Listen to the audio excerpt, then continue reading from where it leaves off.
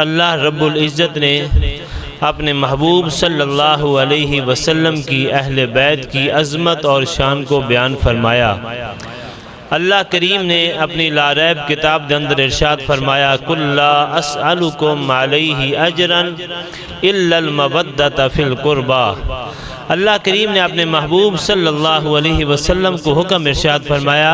اے محبوب صلی اللہ علیہ وسلم اپنے غلاموں کو فرما دیجئے، اپنے غلاموں کو حکم ارشاد فرما دیجئے۔ کیا حکم ارشاد فرمانا ہے؟ اللہ کریم فرماتا ہے محبوب حکم یہ ارشاد فرمانا ہے کہ تمہاری وجہ سے ان کو اسلام کی دولت نصیب ہوئی ہے، ایمان کی دولت نصیب ہوئی ہے، لیکن میں اس کا اجر تم سے طلب نہیں کرتا۔ قُلْ لَا أَسْأَلُكُمْ عَلَيْهِ أَجْرًا، فرمایا میں اس کا اجر جو ہے تم سے طلب نہیں کرتا، جو میں نے تم تک حق بات پہنچانے کا جو میں نے ارادہ کیا تھا وہ میں نے تم تک پہنچا دی ہے۔ فرمایا پھر اب پہنچانے کے بعد اب اس کا میں تم سے اجر نہیں مانگتا، کیا کرتا ہوں إِلَّا الْمَوَدَّةَ فِي الْقُرْبَى، فرمایا جو میرے قرابت دار ہیں ان کے ساتھ حسن سلوک سے پیش آنا، قرابت داروں کا خیال رکھنا۔ فرمایا یہ میں تم سے مطالبہ کرتا ہوں، اگرچہ فرمایا ہر نعمت جو ہے اسلام لانے کے بعد جو بھی تمہیں ملی ہے وہ میری وجہ سے ملی ہے، لیکن اس کا اجر طلب نہیں کرتا۔ اگر میں کچھ طلب کرتا ہوں تو جو میرے اہل بیت ہیں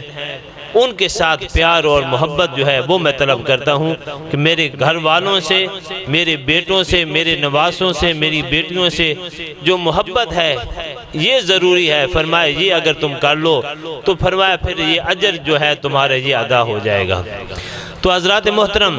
نبی کریم صلی اللہ علیہ وسلم نے اپنی اہل بیت کی عظمت اور شان بہت بیان فرمائی ہے۔ اپنی اہل بیت کے اندر کون لوگ آتے ہیں؟ سب سے پہلے تو اہل بیت کے اندر جو حضور علیہ السلام کی ازواج مطہرات، مومنوں کی مائیں، وہ اس اہل بیت کے اندر جو ہے شامل ہوتی ہیں، اور اس کے بعد نبی کریم صلی اللہ علیہ وسلم کے بیٹے، بیٹیاں، نواسے، نواسیاں، اولاد سب جو ہے اہل بیت کے اندر شامل ہوتی ہیں۔ لیکن یہاں جو ہے جن کا ذکر ہے وہ حضور علیہ السلام کی بیٹی سیدہ فاطمہ الزہرا رضی اللہ تعالی عنہا اور مولا کائنات حضرت علی المرتضیٰ شیر خدا رضی اللہ تعالی عنہ اور حضرت امام حسنین کریمین رضی اللہ تعالی عنہما، ان کا ذکر ہے، کیونکہ اللہ رب العزت نے قرآن مجید فرقان حمید کے اندر ارشاد فرمایا فَقُلْ تَعَالَوْا نَدْعُوا أَبْنَاءَنَا وَأَبْنَاءَكُمْ وَنِسَاءَنَا وَنِسَاءَكُمْ۔ اس آیات کریمہ کے اندر اللہ رب العزت نے ارشاد فرمایا جس وقت نجران کے عیسائی حضور علیہ السلام کی بارگاہ کے اندر آتے ہیں اور آ کر پوچھتے ہیں کہ تمہارا جناب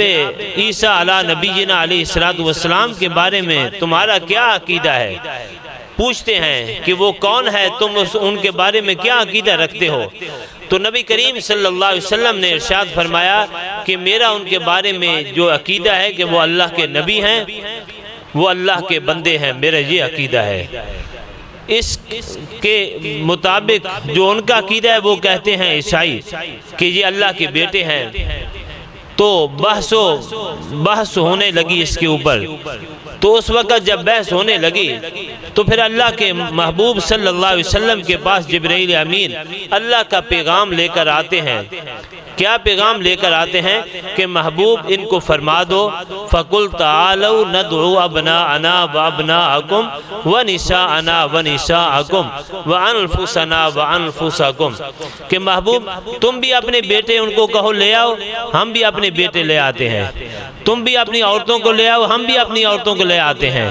اور تم خود بھی آ جاؤ، ہم بھی خود آ جاتے ہیں۔ یہ اللہ کریم محبوب علیہ السلام کے پاس وہی جناب ابراہیم، جناب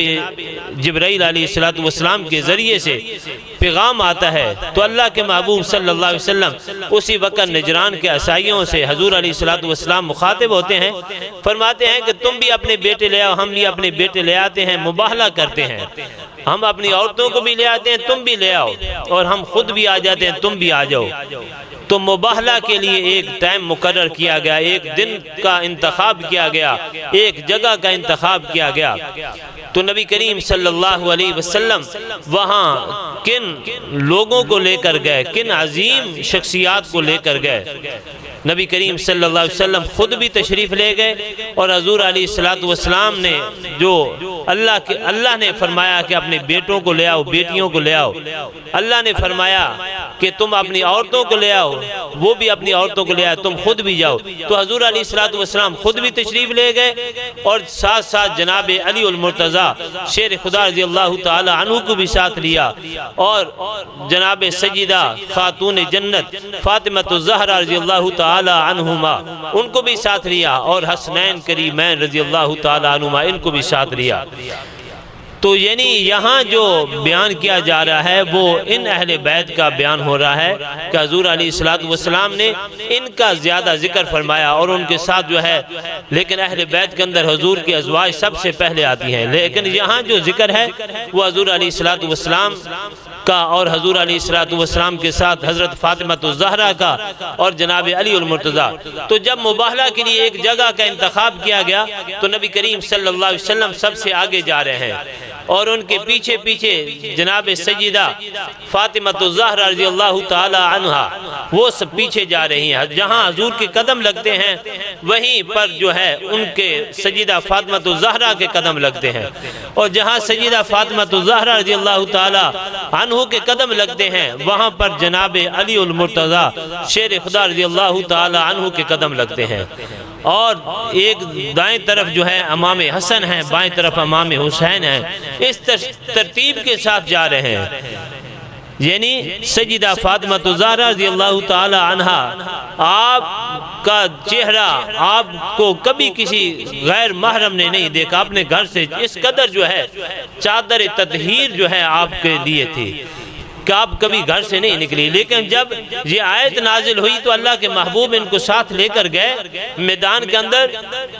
تو اس وقت بھی پردہ کی حالت ہے، اور آگے جو ہے حضور علیہ السلام خود آپ کے قدموں کے اوپر جناب فاطمۃ الزہرا کے قدم مبارک، اور پھر حضرت علی المرتضیٰ شیر خدا رضی اللہ تعالی عنہ کے قدم مبارک، کہیں غیر کی ان کے قدموں کے اوپر بھی نظر نہ پڑ جائے، کسی غیر شخص کی ان کے قدموں کے اوپر بھی نظر نہ پڑ جائے۔ تو حضرات محترم یہ ہے ان کی عظمت اور یہ ہے شان۔ جب مباہلہ کے لیے تشریف لے کر گئے تو آگے نجران کے عیسائی کھڑے تھے، ان کا بڑا پادری بھی کھڑا تھا۔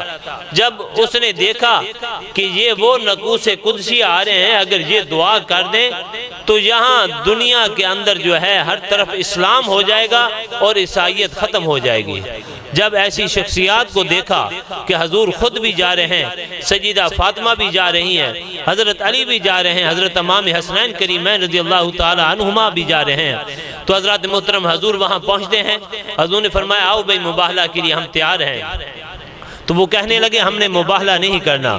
حضور علیہ السلام نے فرمایا کس وجہ سے مباہلہ نہیں کرنا؟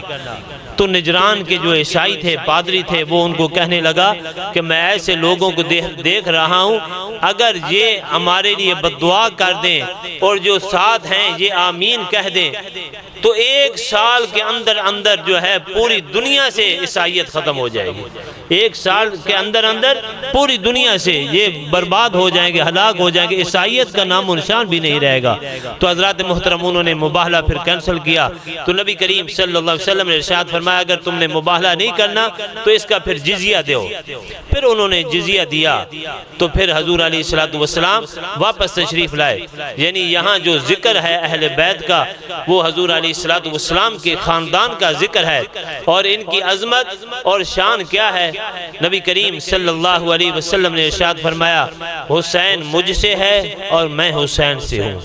حسین مجھ سے ہے اور میں حسین سے ہوں۔ نبی کریم صلی اللہ علیہ وسلم کی بارگاہ کے اندر صحابی رسول جاتے ہیں، حضرت زید حضور علیہ السلام کی بارگاہ کے اندر جاتے ہیں ایک مسئلہ پوچھنے کے لیے۔ اور شام کا وقت ہے۔ حضور کے پاس جب مسئلہ پوچھنے کے لیے گئے تو نبی کریم صلی اللہ علیہ وسلم کے دروازے کے اوپر دستک دی، حضور اندر سے تشریف لائے تو ایسا محسوس ہو رہا تھا کہ نبی کریم صلی اللہ علیہ وسلم کے دائیں اور بائیں چھاتی کے اوپر کوئی چیز موجود ہے، کوئی چیز موجود ہے، کیونکہ حضور نے کالی چادر جو ہے اپنے اوپر لپیٹی ہوئی تھی۔ تو حضرت زید نے حضور علیہ السلام سے مسئلہ پوچھنے کے بعد واپس جانے لگے تو عرض کیا، یا رسول اللہ صلی اللہ علیہ وسلم، ایسا محسوس ہو رہا ہے کہ آپ کے ساتھ کوئی چیز لپٹی ہوئی ہے، اندر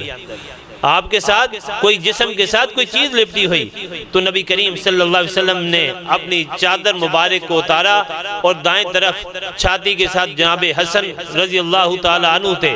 بائیں طرف جناب حسین رضی اللہ تعالی عنہ تھے۔ تو حضور نے ارشاد فرمایا کہ زید، یہ میرے بیٹے ہیں، یہ میری بیٹی کے بیٹے ہیں، یہ میرے بیٹے ہیں، یہ میری بیٹی کے بیٹے ہیں۔ اور ساتھ کیا فرمایا، اے اللہ میں ان سے محبت کرتا ہوں، اے اللہ میں ان سے محبت کرتا ہوں، اور جو ان سے محبت کرتا ہے اے اللہ تو اس کو اپنا محبوب بنا لے، تو بھی اس سے محبت کرنا شروع کر دے۔ یہ حضور علیہ السلام فرما رہے ہیں کہ یہ میرے بیٹے ہیں، بیٹی کے بیٹے ہیں، میں ان سے محبت کرتا ہوں، اور جو ان سے محبت کرے یا رب کریم تو بھی اس سے محبت کر۔ یہ ہے ان کی عظمت، یہ ہے ان کی شان۔ حضور علیہ السلام غدیر خم کے موقع پر نبی کریم صلی اللہ علیہ وسلم نے یہ خطبہ ارشاد فرمایا۔ اس خطبے کے اندر جناب علی المرتضیٰ شیر خدا رضی اللہ تعالی عنہ کی وہ حدیث بھی ملتی ہے کہ جہاں آپ کو مولا کہا گیا ہے، اور ساتھ ساتھ حضور علیہ السلام نے خطبہ ارشاد فرمانے کے بعد ارشاد فرمایا کہ میرے صحابہ، کسی وقت بھی اللہ کا حکم آ سکتا ہے اور میں جا سکتا ہوں، میں اس کو قبول کرنے کے لیے تیار ہوں، یعنی میں دنیا سے جا رہا ہوں، میرا وقت قریب ہے، لیکن فرمایا میرے صحابہ میں تمہارے درمیان دو چیزیں چھوڑ کر جا رہا ہوں، اور وہ چیزیں کیا ہیں؟ وہ بڑی قیمتی چیزیں ہیں۔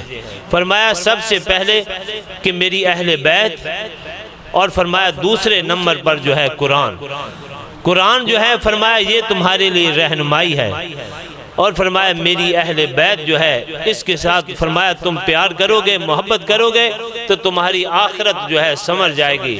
3 مرتبہ حضور نے فرمایا میں گران چیز چھوڑ کر جا رہا ہوں، میں اپنی اہل بیت کو چھوڑ کر جا رہا ہوں۔ بار بار حضور نے یہی جملہ 3 مرتبہ ارشاد فرمایا۔ جب قرآن کی باری آئی تو اس کے بارے میں 1 مرتبہ فرمایا قرآن چھوڑ کر جا رہا ہوں، اپنی اہل بیت کے بارے میں 3 مرتبہ یہ جملہ فرمایا کہ میرے صحابہ میں تمہارے درمیان اپنی اہل بیت کو چھوڑ کر جا رہا ہوں، یعنی میری اہل بیت کا خیال رکھنا، میری اہل بیت سے محبت رکھنا۔ تو حضور علیہ السلام کے صحابی حضرت ابو محزم رضی اللہ تعالی عنہ روایت کرتے ہیں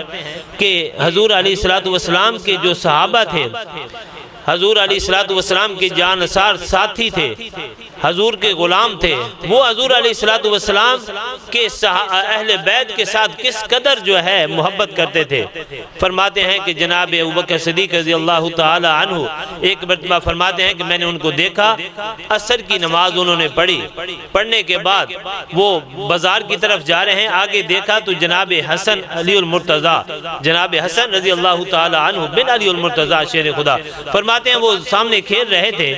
تو جناب ابوبکر صدیق رضی اللہ تعالی عنہ نے ان کو اٹھایا، چوما اور اپنے کندھوں پر سوار کر لیا، اپنے کندھوں پر سوار کر لیا، خلیفہ وقت ہیں، اپنے کندھوں پر سوار کر کے جو ہے بازار کا چکر لگا رہے ہیں۔ لوگوں نے پوچھا یہ کیا عمل کر رہے ہو؟